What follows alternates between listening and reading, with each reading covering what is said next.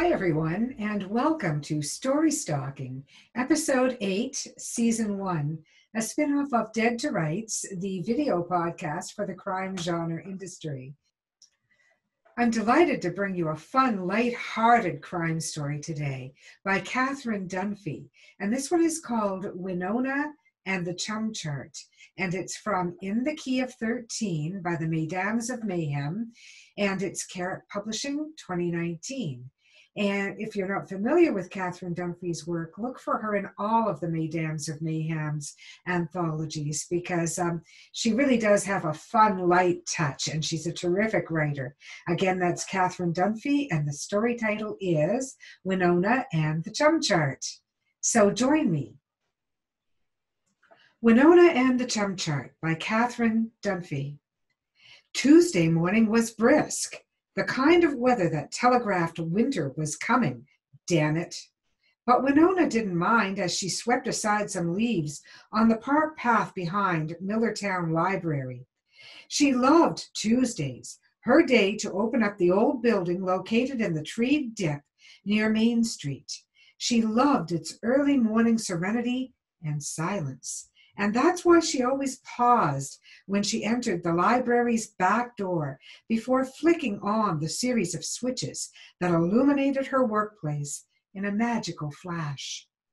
She let out a satisfied breath.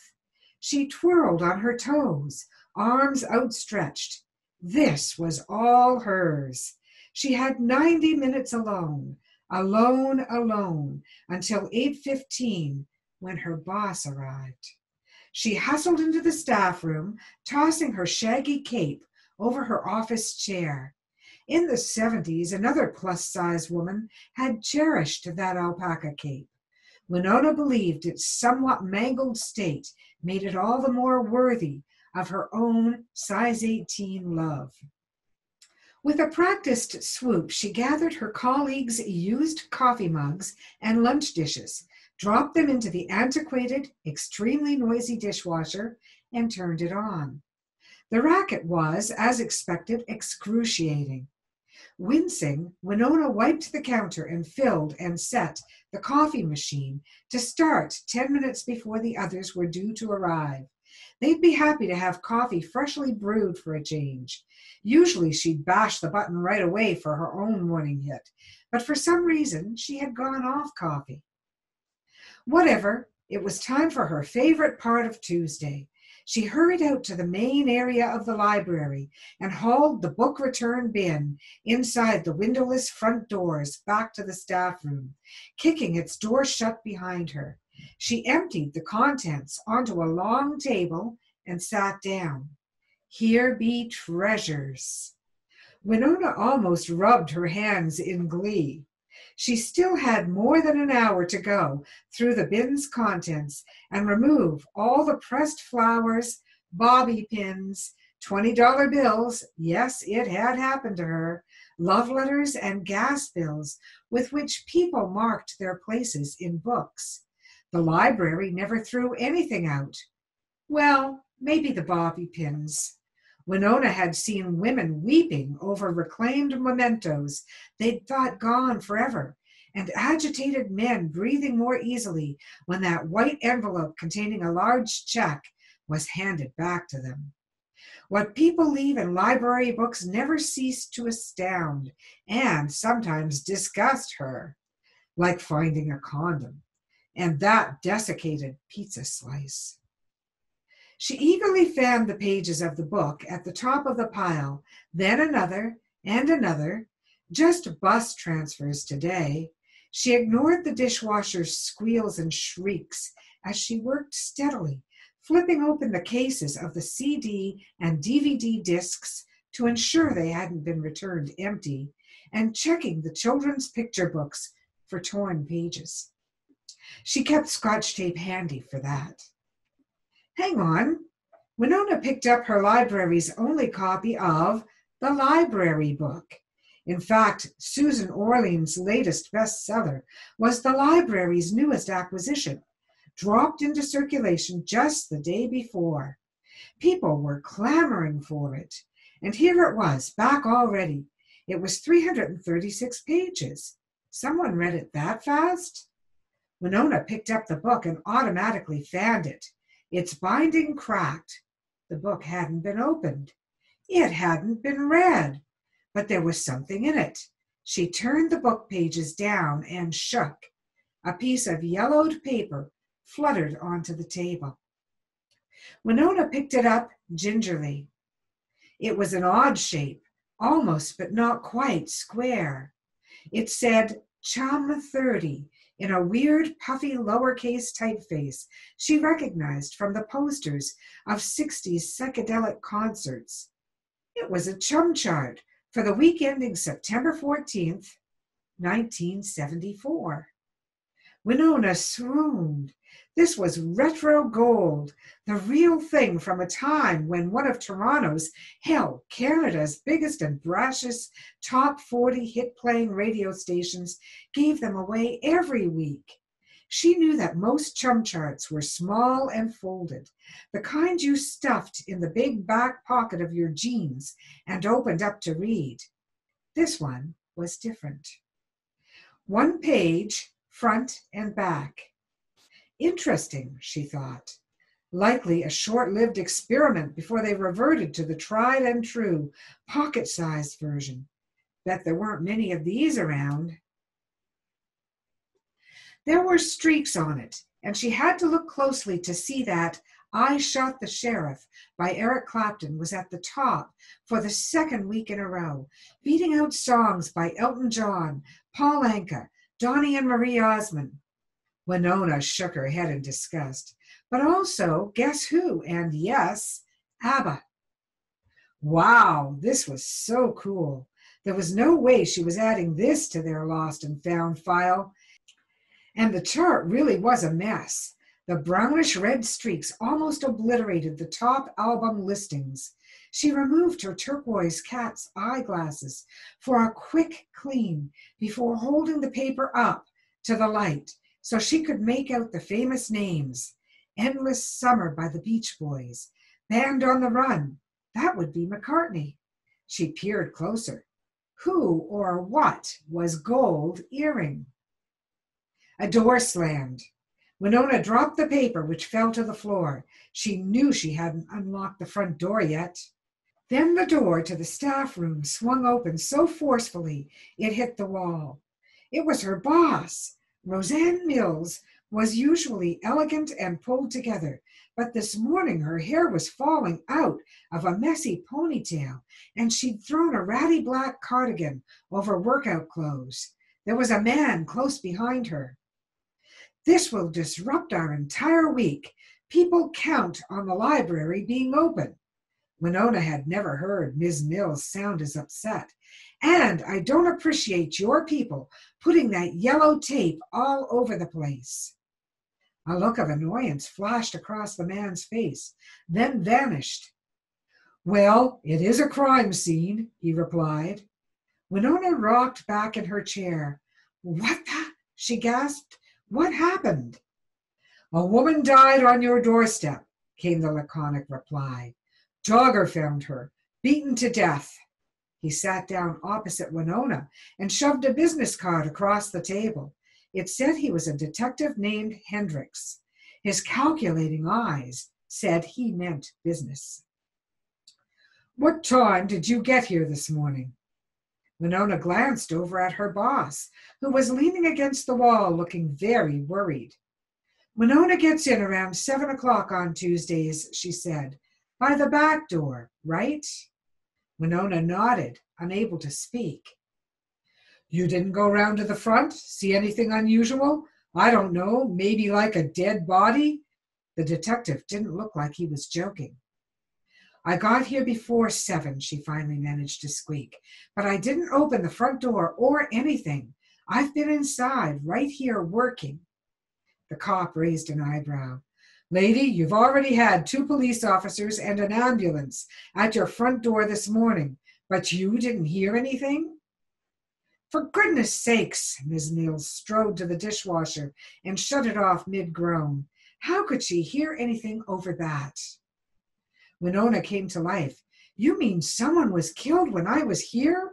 She grabbed the edge of the table. The policeman relented.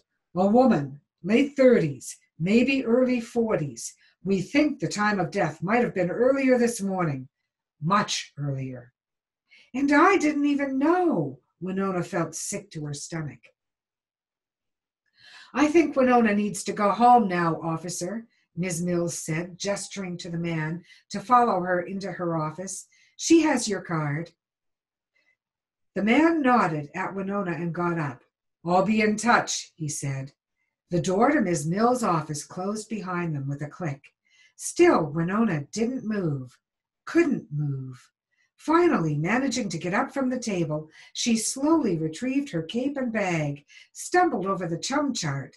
She bent down to retrieve it and shoved it into her bag.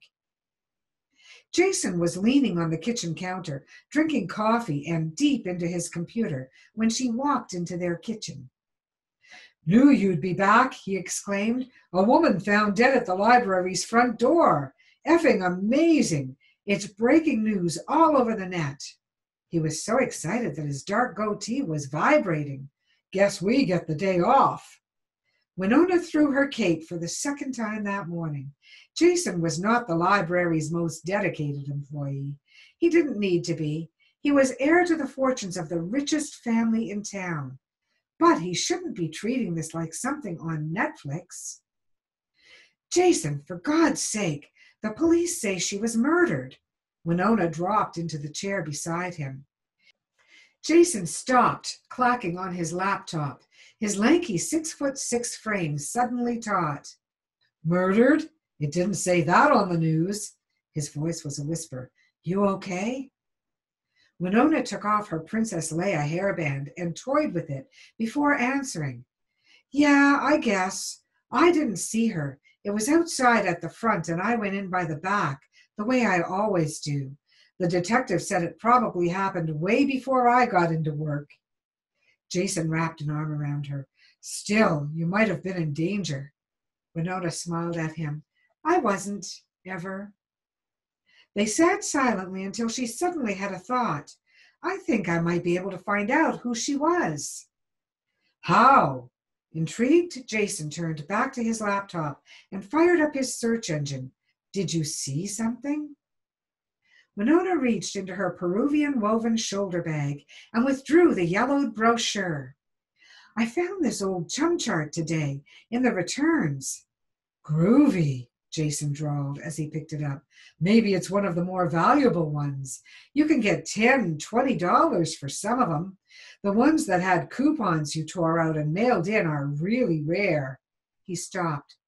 What's this stuff on it? Winona sighed. Deep down, she'd always known what the reddish-brown streaks were, that lingering metallic smell, the aura of violence and despair. Blood, she said, more to herself than to her live-in. It's got something to do with that woman's murder. Jason raised an eyebrow as Winona went into the living room to retrieve her own computer. As the library's IT specialist, it was easy for her to find who had taken out the library book. A few swipes and she was looking at the library profile of Susan Dalglish, who lived at 29 Rummer Road, definitely not the best part of town anymore. Winona scanned the extensive history of the books Susan had borrowed. She certainly had read a lot. And lately, Susan had been reading about Canadian and Californian pop cultures. Jason, she called out, I think I might have known her. He was by her side in a flash. Phone the cops. Winona said nothing, remembering the woman she'd recently helped find old touring schedules for bands, current websites for aging rock stars, and more. Although grateful for Winona's help, she'd been so diffident, always hiding behind her curtain of dull, dark blonde hair. She could have been 20. She could have been 40. Winona had noted with approval her clothes were thrift shop finds, not her own retro punk style, but from the classic tweed era. And with her lean frame, she rocked the look. Once Winona had tried to tell her that, but the woman had immediately retreated, flushed and flustered. Winona had kept it purely professional, from then on. "Phone the cops," Jason retreated. Winona shook her head. She thought of Susan and how desperately she had been to receive whatever Winona could locate for her. She thought of Detective Hendricks and his cool, assessing eyes. "Not yet," she said. Then, before Jason could stop her or even ask where she was going, she grabbed her cape and bag and ran out of the apartment. The house at 29 Rummer Road had once been beautiful.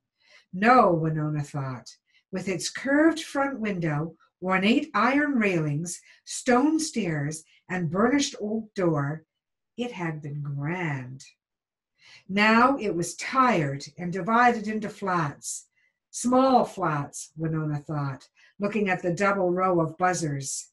She pushed the ones on either side of the button labeled Dalgleish, hoping for a friendly neighbor. No response. Then she pushed the buttons of all the ground floor flats, hoping for a nosy neighbor, and got lucky. "Hello?" The voice was rusty from age and lack of use. "I'm a friend of Susan Dalgleish," Winona rationalized, but she wasn't lying. She would have been her friend had the woman allowed it. "May I speak to you about her?" The woman didn't reply, but the door buzzed and Winona walked in. The musty hall was dim, save for a streak of light at the end coming from an open door. The tall, white-haired woman standing there was gesturing to Winona. "I knew she was in trouble," the woman proclaimed as Winona found herself in a surprisingly large but empty room. Winona realized it had not always been so. She could see the outline of ornate settees and large paintings on the faded wallpaper. "I just knew she would come to a bad end after that awful man kept coming by." Winona's head swirled. So she was right. The dead woman was Susan Dalgleish, and the police had already talked to this woman. But what awful man? "I told those police officers about him," the woman said, as if reading Winona's mind, or perhaps the look on her face. This woman was alert and shrewd. "Not that they paid any heed," she said. "You know, the ramblings of another rattled old woman." Her clear gaze swept over Winona. "But you might be different," she said, turning away, "although I know you were not her friend." Winona flushed. The woman waved away Winona's embarrassment. She didn't have any friends, didn't want any either. Winona followed her through beveled French doors to another grand room, centered on a carved alabaster fireplace, made golden from the morning sunlight filtering through stained glass windows. A single chair and matching sofa were the only furnishings in a room designed for entertaining. The woman opened a side door to an office. No, a magnificent library. Bookshelves lining 3 walls were interrupted only by a massive roll-top desk at which the woman sat herself. She seemed to have regained her composure. In fact, she was positively regal. This is where she belonged. "My name is Alice Hornsby, and my family has lived in this house for more than 150 years, she stated, as her fingers stroked the desk's burnished wood. "I lived on the main floor, all of it. The other buzzers are to keep people away." Her upraised hand cut off any comment. "I take in 1 or 2 paying guests who live on the 2nd floor, quite comfortably, I might say. They are all carefully vetted. I insist they be quiet and cultured. Susan had been with me for the past 2 years. Miss Hornsby commanded Winona to a chair by the desk. "And now you will tell me how you really know Susan." So Winona told her about helping Susan in the library, not about what she held in her purse. The woman listened impatiently, as if waiting for something specific, but also for something Winona wasn't saying.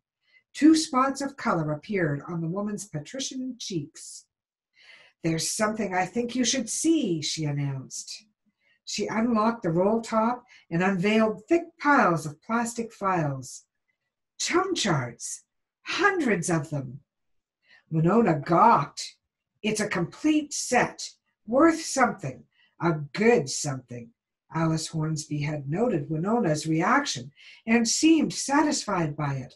Her eyes bore into her. He wanted these. I know he did. He wanted them from Susan. Yeah, like I would kill for another CHUM chart. She's batty. Morty was as miserable and grimy as his namesake hole-in-the-wall music memorabilia shop in the far end of Old Town. I can't give away the ones I have. Jason had easily tracked down Susan Dalglish's mystery man. Millertown wasn't home to that many guys with salt and pepper, waist-length beards, still dressing as if it were the tie-dyed 60s, a fashion decade Winona loathed. After Jason had let her know how he felt about her running off, he had calmed down enough to insist he go to see Morty with her. As the library was still closed and they both had the day off, Winona couldn't see a way out of it. You're not the only one who gets to play detective, Jason had said as they hoofed it across town.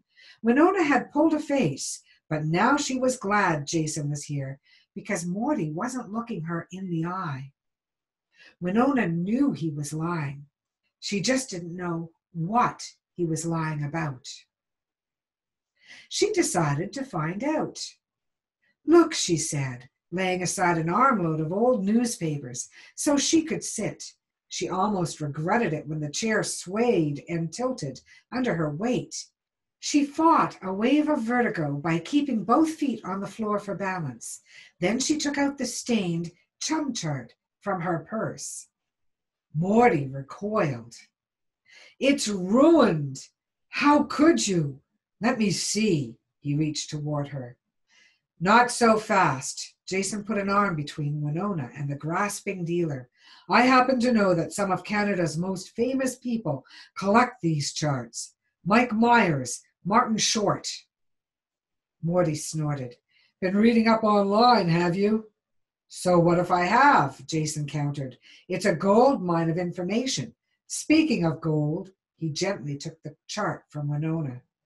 Morty exhaled. Give it to me, and maybe I can tell you what you want to know. Jason relented and handed it over. Winona noted Morty's sudden grace and care as he turned the CHUM chart from front to back, frowning in concentration. Then a start, a double take. Wonder crossed his face. What is it? What's there? Winona wanted to know. She could feel Jason grow tense next to her. Morty removed his mug of cold coffee from the vicinity before lovingly placing the chart in its place. His shrug was forced. Nothing, he said. For a minute I thought, but no, it's just one more CHUM chart that's been disrespected. Where did you get it? His rheumy eyes followed the chart as Winona very carefully put it back in her bag and got up to leave. The library, she said, where I work. A phone message from Roseanne Mills was waiting for her when they got home. It was back to work tomorrow. The library was reopening. The yellow tape was gone, so were the police. The police! Oh, God! Winona sank into a chair, stomach roiling. The CHUM chart somehow held the key to solving Susan Dalglish's murder. She should never have kept it. She should have handed it over to that cop then and there, but it was too late now. She could be charged with obstruction of justice. Maybe Jason, too. And that mustn't happen. Not to him. He was the good guy in this. It was up to her, not him, to find out why Susan had hidden the CHUM chart in the book. Then she'd tell the police everything. But first she'd talk to Alice Hornsby. The older woman would know. The library was busy all day, crowded with those gawkers checking out the scene of the crime, and those who made sure to lodge their complaints at being inconvenienced by the closure. Winona was exhausted at the end of it, but needed a word with her boss before heading home. Miss Mills looked equally worn out. Winona glimpsed Hendrick's card on her desk. Any word from the police? Winona asked. Miss Mills shook her head. I know who she was. Winona plunged ahead. Susan Dalgleish. She was in here a lot recently, looking things up. Winona was not going to say that she'd done some looking up herself to find that out, and that inside her Peruvian shoulder bag she had stashed some of the heavy library books Susan had been using for references. Maybe tonight at home she could figure out what the dead woman might have found in them. Miss Mills reached for the card and picked up the phone. Thanks. Winona felt better, much better, as she left the library. Of course, the police had already identified Susan, even if they hadn't made it public. Otherwise, why would they be talking to Alice Hornsby? But Winona wanted the cops to think she was helpful. And Miss Mills hadn't asked her how she knew it was Susan. Finally, some luck. She straightened her shoulders and shifted her heavy bag as she crossed into the park. Tomorrow, she didn't start work until noon, so there'd be time to drop in on Alice Hornsby again. Winona had a gut feeling that the woman could help her shake the truth out of Morty. Hey, you, stop! A hand gripped Winona's shoulder from behind. Let me go, she yelled, whirling to face her attacker, ready to swing her purse strategically. It was Morty, holding up both hands in surrender. I just want to talk to you, he whined, as if she were the aggressor. Winona willed her heart to stop racing. You said you worked at the library. I waited for you to come out. Winona gazed at him with disgust. To think she'd been frightened of this weasel. Steady there, she told herself. Proceed carefully. Susan Dalgleish probably thought the same thing about this weird guy with his strange eyes and crumb-filled beard, and he might be carrying a weapon in his canvas army bag. What do you want to talk to me about?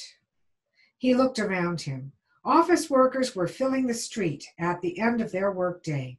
Not here, he said. Winona thought fast. The CHUM Chart. You have it with you? Decades dropped from his voice in his eagerness. Winona drew her bag closer to her. Come with me. They walked in silence until they turned onto Rummer Road. Morty jerked to a stop as Winona had known he would. She was ready with a lie. Just moved in here. You know the place? Nope. You lying scumbag, she thought. Winona stepped between him and the door and used her Peruvian bag to cover up the fact she was pushing Alice Hornsby's buzzer, not unlocking the door to her phantom flat. The door clicked open. Morty reluctantly followed Winona down the hall to where Alice Hornsby stood. The woman's cool eyes went past Winona to Morty. A tilt of her head indicated they were to follow her. Winona grabbed Morty by the arm, practically dragging him through the empty room, into the room with the fireplace and the only places to sit. Alice Hornsby strode to the armchair beside the darkened hearth, leaving Winona and Morty no choice but to sit on the sofa. Something didn't feel right, Winona thought, as she tried to make as much space as possible between her and Morty. I'm supposed to be on her side, not his. She tried to catch Alice Hornsby's eye. Failed. So you've come to your senses, Alice said to Morty. Her voice sneered. Her face twisted into cruelty. Winona tightened up, confused. Her thoughts spun out of control. Hand it to me, Alice snapped her fingers. She has it, a shaking Morty indicated Winona beside him. The already dim room seemed to darken more as Alice turned to Winona. Her long arm reached out, and strong fingers wrapped themselves around the fire poker. Alice knocked the poker against the fire stand and glared at Winona. I suppose you're going to tell me that Susan, your very good friend, gave it to you. Her voice oozed scorn. She rose from her chair. You stole it, She crossed the floor to the sofa in 2 swift steps. I would like it back. Winona shrank into the couch, instinctively holding her bag against her. It's there, Alice cried. You have it in your bag. Winona saw the madness in those furious eyes before the first blow of the poker connected with her body. She felt waves of pain. She heard her own screams. Her arm covered her head, trying to block the trajectory of the iron weapon. Morty was screaming, Stop, stop, I'm calling the police. But the blows kept coming to her arm, shoulders, and ribs. Hard metal. Somebody pulled at her bag. Now there was nothing to protect her. A voice urged her to turn fast, turn her back to the blows. Protect. She must protect. A thud, gasp, and it stopped. The beating stopped. You okay? You okay? Tell me you're okay. Morty's rasping voice sounded far away. Winona shuddered, then turned. A panting Morty was holding her bulging purse over the figure on the floor. Alice Hornsby had been felled by a blow of her Peruvian bag containing Susan's reference books. The fire poker lay on the floor near her outstretched hand. Then the door burst open. Hands up where we can see them. The police. They were here. Winona was safe. But they were arresting Morty. Winona recognized Detective Hendricks. Not him. She. Hendricks held up a hand. We need an ambulance, he said into a phone. Ready to tell me now? Winona squinted at the police officer standing at the end of her bed. Then she remembered. Hendricks. His name was Hendricks. She sighed, then winced. She'd been in the hospital for 2 days. Her broken left arm was in a cast, and her fractured ribs made it hurt to breathe, let alone talk. Other than that, everything was fine. Tell you what? She asked. The cop echoed Winona's sigh as he pulled up a chair by her bedside. Let me catch you up on things, he said, leaning forward. Alice Hornsby has decided to talk. Now that she no longer has a complete set of these CHUM charts, it has been desecrated, is how she put it. She doesn't care. She won't get the money and she can't hang on to her house, so she's lost the fight. As well as her grandniece, but she doesn't seem as upset about that. He was watching Winona carefully as he spoke. Susan Dalgleish was her grandniece, her only relative. Winona's eyes widened. Seems she didn't bother to tell you that. Winona shook her head. Susan was the only other person who knew about the collection. Hendricks became very still. Besides Taubman. Winona frowned. Taubman? Hendricks tilted the chair back onto 2 legs. I believe you know him as Morty. He says that a complete set of CHUM charts, like that one, was worth a lot of money. $250,000 maybe. That was a crazy amount of money for something they used to give away, Winona thought, but in a way it made sense. Otherwise, none of this would have happened, and Susan Dalgleish might still be coming to the library. The girl, well, she wasn't a girl, she was 41, knew it, too. She used to drop by Taubman's shop, pick his brain. Hendricks cleared his throat. Even took him to her place once to show him what she had. Seems Susan figured the collection was hers because it used to belong to her mother, not to Alice Hornsby. Hendricks' upended chair legs hit the floor. Susan's mother died when she was a girl, just 12. Seems that Miss Hornsby swooped in and took everything except Susan. Susan had to go into childcare. Winona let out a sigh. What a cruel thing to do to a kid. Hendricks cleared his throat. She moved into Rummer Road with Hornsby last year. She told Taubman her aunt needed her rent money because she was too proud to rent rooms to just anybody. That jibed, Winona thought. But Susan also may have been plotting the whole time to get back at the aunt who didn't want to raise her. Wrecking a complete set of charts would do that nicely. So here's where you might fit in, Hendricks said. Hornsby said she saw Susan filch one of the charts and stick it in a library book. Who knows why? Maybe revenge is sweeter if just one thing is missing from an otherwise perfect set. Maybe she wants the soon-to-be missing chart to be somewhere safe, like a library. Maybe she thinks it's easy to get it back, or maybe she thinks it's gone forever when she pushes it through the return slot. We'll never know, because Hornsby picked up that poker from her fireplace set. I think you've had a nodding acquaintance with it, and followed her. Tried to stop her when she figured out Susan was dumping the chart off, and, well, we know what happened next. Hendricks stood by the bed. We think Susan got the book into the library somehow, even while she was being bludgeoned to death. He stopped. Let the silence unsettle her. We think you may have found the missing CHUM chart that morning at work. Do you have it? For a moment, just one moment, Winona was tempted to tell the truth. But the cops had their confession. They didn't need the CHUM chart, and they didn't need to know she had it, or that she'd had it from the beginning. No, she said. It was late that afternoon, hours after the detective had left, and Jason was slumped by her bedside. His go-to grin was replaced by worry and exhaustion.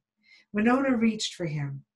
Yesterday, after they had run tests, taken x-rays, assessed all the damage Alice Hornsby had inflicted, long after she'd been cleaned and bandaged and attached to intravenous tubing, a beaming nurse had appeared by her side. Your baby is fine, she'd said. Winona had cried happy tears and reached for the phone to call Jason and tell him. Now she knew why the floor sometimes tilted and coffee tasted strange. But the nurse removed the receiver from her hand, reminding her it was 3 a.m. Now she took his hand. Jason was insisting on Spock for a name, be it a boy or a girl, when Winona spotted a droopy figure at her doorway. Morty Taubman looked so hand-dog, his beard was close to brushing his knees. He thrust a bouquet of grocery store daisies at her, which Jason deftly intercepted as he stood to escort him out of the hospital room. No, let him stay, Winona said. I think Morty saved my life. Morty looked sheepish. Whacked her with your bag. Sorry for grabbing it. Got her right on the head. Good thing you had those books in it. Thought she really was going to kill you. Touchdown, Jason pumped the man's hand and gave him the seat nearest to the bed. Morty lowered himself carefully onto it. Sorry, he said again, waving a floppy hand at her cast, tubing, and the rest of the medical paraphernalia. Yeah, Winona grimaced. All this for a CHUM chart? Morty looked away. What's the deal with it anyway, she asked. Was it worth dying for? A weak smile.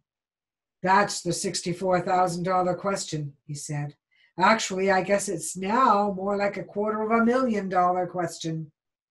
Winona got the reference to one of television's first game shows all right, except she still didn't get it. But why? First of all, it was a complete set. That's big.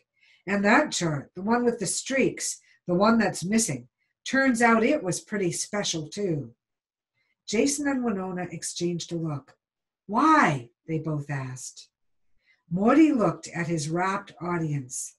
Because of Gold Earring, a Dutch band, had a big single called Radar Love and the number 6 album that week. And? He sighed elaborately. There are a lot of people out there who dig this stuff, you know. A look of cunning crossed his face. People with money. Winona signaled Jason to hand over her Peruvian bag hanging on the back of the door. Look, Morty, she said, fishing out and holding up the CHUM chart with her good arm. Why this chart? You better tell me, right now. Morty went pale. I thought it was gone. Winona waved it impatiently. It's not. Here, Morty reached toward the chart and pointed at the bottom of the page where Winona now saw there was a scrawled signature, numbers that looked like a date and the letters SM. That proves it. What? Jason and Winona asked at the same time. That gold earring really did play Santa Monica on September 19th in 74. Santa Monica, SM, see? And that signature, band founder. And look, 9/17/74. Month, day, year, the way Europeans write dates. Americans do it the other way, day, month. People have been arguing about whether this concert actually happened for a long time. Check the internet. So that's what Susan found out in the library, Winona said, that this CHUM chart was valuable on its own. Filching it would ruin her aunt's collection, but it would also make her some money. A CHUM chart? Jason sounded as if he couldn't believe it. Morty nodded. Okay, not nearly as much as a complete set of CHUM charts, but I know some people who'd pay just to see this, let alone to own it. His eyes lost focus as he looked past them out the hospital room window. Like you, Winona thought to herself. She held out the chart to Morty. Take it. You don't want it? Morty was gobsmacked. She could never look herself in the mirror if she cashed in on Susan's death. Morty, she said, you saved my life. I'm here because of you. He looked embarrassed. Now go, Winona said. He sped out the door. Maybe he thought you were going to change your mind, Jason said with a smirk. For yet one more time that day, Winona rested her hand on her stomach, slowed her breathing. I think I can feel something. Jason loped to her bedside and put his hand over hers. Me too, he said. The end. And that has been Winona and the CHUM Chart, a really fun story by Catherine Dunphy, who is a member of our Mesdames of Mayhem, and it appeared in the Key of 13, an anthology of music and murder by the Mesdames of Mayhem, Carrick Publishing, 2019. I hope you enjoyed that, and I hope you'll look up some other stories by Catherine Dunphy. She's written quite a number of them. You can find a few of them in earlier Mesdames anthologies.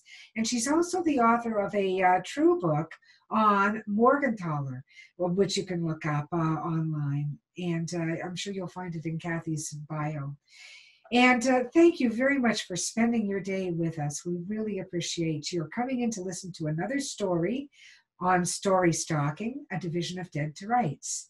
We also send our gratitude each week to Ted Carrick for the wonderful theme song, Eyes of Gold. Hope to see you next week when we'll bring you a story by M.H. Calloway titled Brainworm.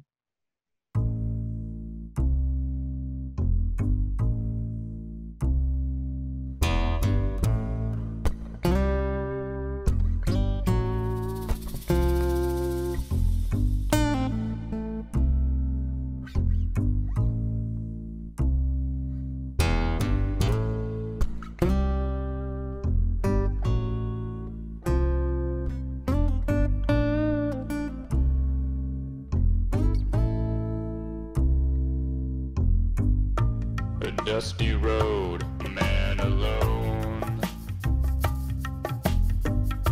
His vital signs go on hold, and I don't know what you've been told, but the years have turned my eyes gold.